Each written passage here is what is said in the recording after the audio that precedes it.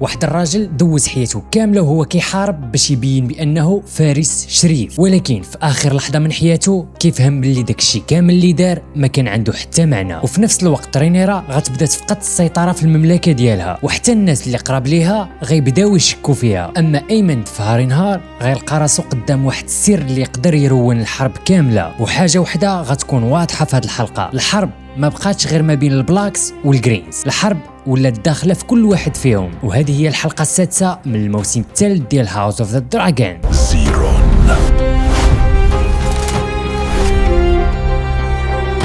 الحلقه كتبدا مباشره مع كريستون كول، الجيش ديالو كيتحرك لبلاصه مدمره، وحتى الجنود اللي معاه عارفين بان الوضع ما بقاش في الصالح ديالو، وحتى كريستون براسو ولا عارف باللي غيموت. حياته كامله وهو كينفذ الاوامر ديال الملوك، حياته كامله هو كيدير داكشي اللي كيقولوا ليه الناس اللي كبر منه، حتى وصل لقناعه وحده هي انه غيموت، ولكن قبل ما يموت باغي يلقى احسن طريقه اللي غيسالي بها حياته. كريستون كيوصل للبلاصه اللي فيها الجيش ديال رينيرا، ولكن كيلقى كل شيء طايح وكل شيء ميت. وفي لحظه وحده كيلقى الجيش ديال رينيرا دايرين به، وواخا هكا كريستون ما كيستسلمش، كيتقاتل وكيقدر يقتل عدد كبير من الناس اللي محاصرينه، ولكن واخا هادشي كامل كيخسر الحرب. وفي اخر لحظه كيبغي يتفاوض وكيقول لهم باللي لا مات هو على الاقل يخليو الجنود ديالو يعيشوا، ولكن داسر اوسكار ما عندهم حتى شي سبب باش يرحموه. واوسكار كيفكروا بواحد الحاجه وكيقول ليه بانه وعد الناس اللي ماتوا في الحرب باش غيبني لهم احسن بلاصه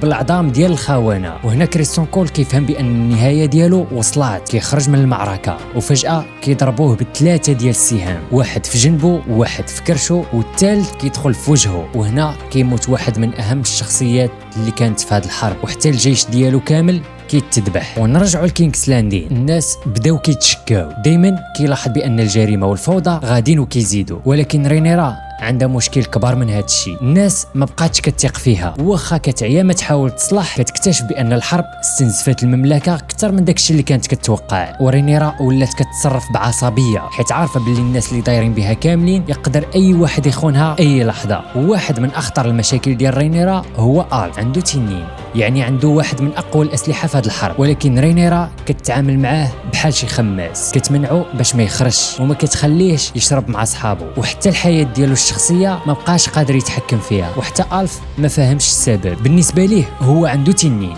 حارب من اجل رينيرا، ولكن باغي يعيش حياته كيف ما كان من قبل. اما بالنسبه لرينيرا كتشوفو بحالو بحال المرده، وهذه المعامله بالضبط هي اللي غتخلق المشاكل بينها وبينه. اما بالنسبه لهاك عنده مشكل مختلف بزاف، هو ربح فيرميتور ولا واحد من اقوى الفرسان، ولكن حياته الشخصيه مرونه، وكيمشي يشوف مراته وكيحاول يقنعها باش تهرب معاه، ولكن هي ما كتسمحلوش وكتغوت عليه. وهنا هاك يلقى راسو باللي حياته مرونه، دابا عنده تنين ولكن ما عندوش عائله. وهنا الحلقه كتورينا واحد الحاجه مهمه، رينيرا عندها 6 ديال التنانين ولكن ما عندهاش 6 ديال الجنود اللي قادرين يقاتلوا معاها حتى الاخر. وفي نفس الوقت في هارينهار ايمند مازال كيتعالج، هو باغي يرجع للحرب وباغي يلقى التنين ديالو، ولكن اليس كتقنعو باش يبقى وكتقول ليه واحد الفكره خطيره، وكتقول ليه باللي ما حد التنين ديالو غايب، هادشي في المصلحه ديالو حيت ما غاديش يعرفوه فين كاين وما غيقلبوش عليه. وهنا العلاقه بينه وبين اليس كتزيد تطور اكثر، واليس كتوريه واحد السر كبير، عندها 5 ديال البيضات ديال التنانين، وكتبدا تلمح ليه على مستقبل واحد اخر، مستقبل فيه تنانين جديده وفيه ايمن يقدر يولي عنده قوه ديال التنانين خاصه به. ولكن السؤال الحقيقي، واش اليس فعلا باغيه تعاونو او لا حتى هي عندها حوايج اخرى باغا توصل ليها؟ كينغسلاند الوضع ديال اليسنت وهيلينا كيولي اخطر، هيلينا كتولي تشوف بزاف د الحوايج على المستقبل وكتشوف ايمند في هارينهار، ورينيرا كتفهم باللي هاد المعلومه هي من اقوى المعلومات، وفي بلاصه ما تقتل اليسنت كتقرر تستعملها وكتعطيها مهمه خطيره، هي انها تمشي تقتل ايمن. اليسنت اللي كانت ملكه دابا ولات بحال شي عبد، ولا مفروض عليها تمشي تقتل ولدها. وفي الجهه الاخرى ارموند هايتاور كيحاول يبني القوه ديالو، وتامبليتون ولا فيها توتر كبير. دايرون ما باغيش يكون هو الملك، وهو براسو ولا كيحس بانه غير شي دميه كيستعملوها في هذه الحرب. اما غوين هايتاور كيحاول يبعد على هذه الحرب كامله، ولكن رينيرا كتقرر تضرب قبل ما يضربوها هي، وكتصيفط الرجال ديالها باش يقتلوا ارمون، ولكن غوين كيشك في الموضوع وكيبدا يتقاتل معاهم، وفي اخر لحظه كيفشلوا في الاغتيال. والخطر ديال ارموند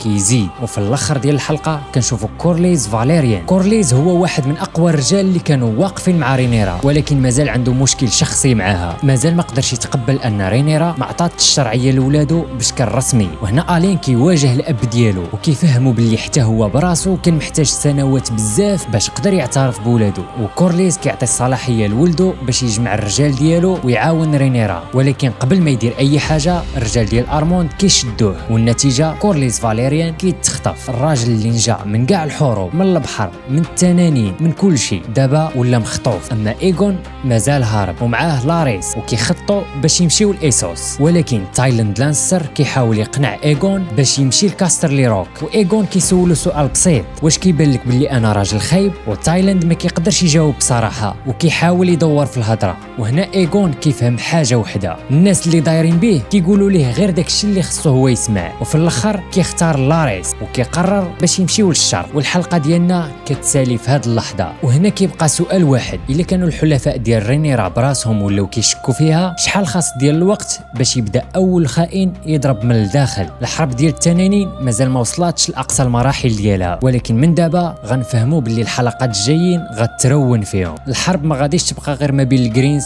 والبلاك، غيدخلوا فيها حتى الناس اللي كانوا كيسميو راسهم خوت.